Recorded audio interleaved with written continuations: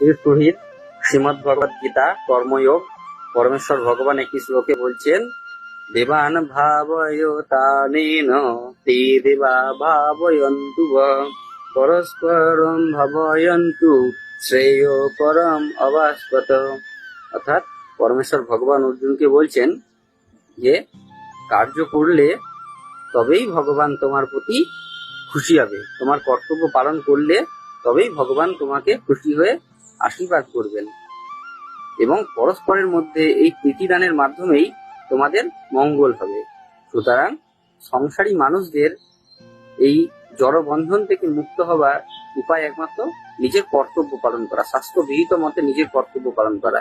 তা ব্যতীত আর আমাদের এই আত্মার মুক্তি সম্ভব নয়। সহিত ভিডিওগুলো ভালো লাগলে ফলো করবেন, লাইক করবেন এবং পরমেশ্বরের এই সুমধুর বাণী সকলের কাছে পৌঁছে দিতে আমাদের সাহায্য করুন।